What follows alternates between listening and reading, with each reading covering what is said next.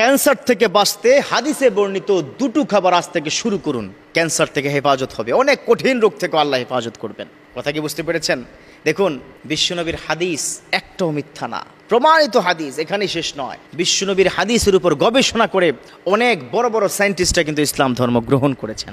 যেমন ফ্রান্সের একদল সায়েন্টিস্ট, তারা দেখলো যে বড়ই পাতা দিয়ে কেন মানুষদেরকে অর্থাৎ মুসলমানদেরকে কেন গোসল করানো হয়। তারা গবেষণা করলো তারা কিভাবে করে। বড়ই পাতা গরম পানির মধ্যে ছেড়ে দিয়ে ফুটিয়ে সেটা দিয়ে গোসল করায়। একইভাবে তারা চিন্তা করলো এটাতে একটা ভুল ধরা যায় কিনা দেখি, এত পাতা থাকতে বড়ই পাতা কেন। ওই সায়েন্টিস্টরা সবাই মিলে সিদ্ধান্ত গ্রহণ করলো, মরুভূমির ১,৫০০ বছর পূর্বের সেই মোহাম্মদ, সে আবার বড়ই পাতা পেল কোথায়, তার মাথায় এটা ঢুকলো কি করে, দেখি এটার মধ্যে ভুল ধরা যায় নাকি। তারা সিদ্ধান্ত নিল বড়ই পাতার পানিটা তারা গ্রহণ করলো। গরম করার পর ওই বড়ই পাতাটা তাদের যে বড় হাই প্রোফাইলের ল্যাবরেটরি আছে সেখানে নিয়ে গেল। নিয়ে যাওয়ার পরে তারা থান্ডার্ড হয়ে গেল, তারা দেখে আশ্চর্য হয়ে গেল। সাথে সাথে তারা কালেমা পড়ে ঈমান গ্রহণ করলো। সুবহানাল্লাহ। এখন অন্য ইহুদি সায়েন্টিস্টরা যখন বললেন যে কি ব্যাপার, তোমরা যে ঈমান গ্রহণ করলা, কেন গ্রহণ করলা, কি হয়েছে এমন, তখন তারা বললেন যে বড়ই পাতার মধ্যে ফুটানোর পরে দেখলাম যে সেই ১,৫০০ বছর আগে মুহাম্মদ সাল্লাল্লাহু আলাইহি ওয়াসাল্লাম তিনি চমৎকার একটা মেসেজ দিয়ে গেছেন। তখন থেকে শুরু করে ১,৫০০ বছর ধরে বড়ই পাতার গরম পানি দিয়ে গোসল করানো হয়। এর কারণটা হলো বড়ই পাতা যখন সিদ্ধ করেছে, সিদ্ধ করার পর দেখলো সেখান থেকে অ্যান্টিঅক্সিডেন্ট এবং অ্যান্টিভাইরাস সেখান থেকে তৈরি হয়েছে, মানুষের রোগ জীবাণু সব কিছু দূর হয়ে যায়। সুবহানাল্লাহ। তো এই যে বিশ্বনবীর হাদিস, সেটা কিন্তু প্রমাণিত। বিশ্বনবী বলে দিয়েছেন যে দুটো খাবার যদি আমার উম্মতের মধ্যে কেউ কন্টিনিউ খায়, তাহলে সে দুটো খাবারের কারণে তার যত বড় জটিল রোগ থাকুক সেখান থেকে আল্লাহ হেফাজত করবেন।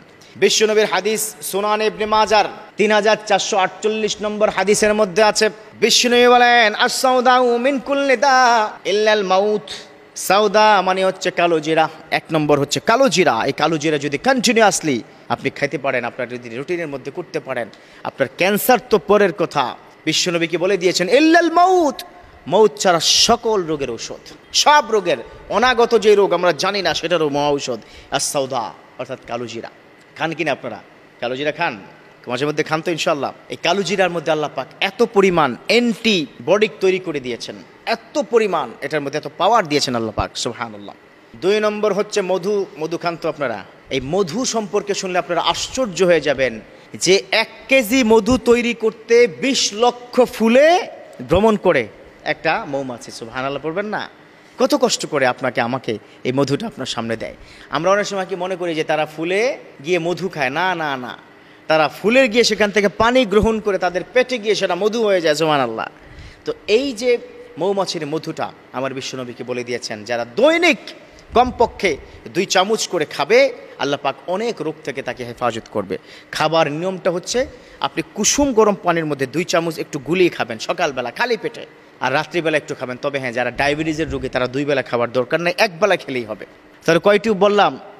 ২টি যদি খাবার আপনার খাদ্যাভ্যাসের মধ্যে আপনি রুটিন করে ফেলেন, যাই খাই না কেন মধু ২ চামচ খাবই, আর যাই খাই না কেন অন্তত ১-২ চিমটি পরিমাণ কালো জিরা খাবই। যদি এটা খেতে পারেন ইনশাল্লাহ জটিল ও কঠিন রোগ থেকে আল্লাহ হেফাজত করবে, বিশেষ করে ক্যান্সার থেকে আপনাকে হেফাজত করবে। কারণ হলো ক্যান্সারটা হচ্ছে একটা বডির মধ্যে এত ভয়ঙ্কর রূপ ধারণ করে। যাদের ক্যান্সার হয় তারাই বুঝে কত যন্ত্রণা, কেমো দিতে হয়, দিতে দিতে চুল পড়ে যায়, বডিটা কালো হয়ে যায়, তার বডির বিভিন্ন অঙ্গগুলো নষ্ট হয়ে যায় কি ধীরে ধীরে। সো ওই ক্যান্সার থেকে যদি হেফাজত থাকতে হয় তাহলে এই দুটো খাবার খেলে অ্যান্টিবডিক তৈরি হবে, আপনার শরীরের মধ্যে আলাদা একটা এনার্জি তৈরি হবে। আল্লাহ আমাদের প্রত্যেককে দুটো খাবার রেগুলার মেনটেন করে খাবার তৌফিক দান করুক, বলুন আমিন।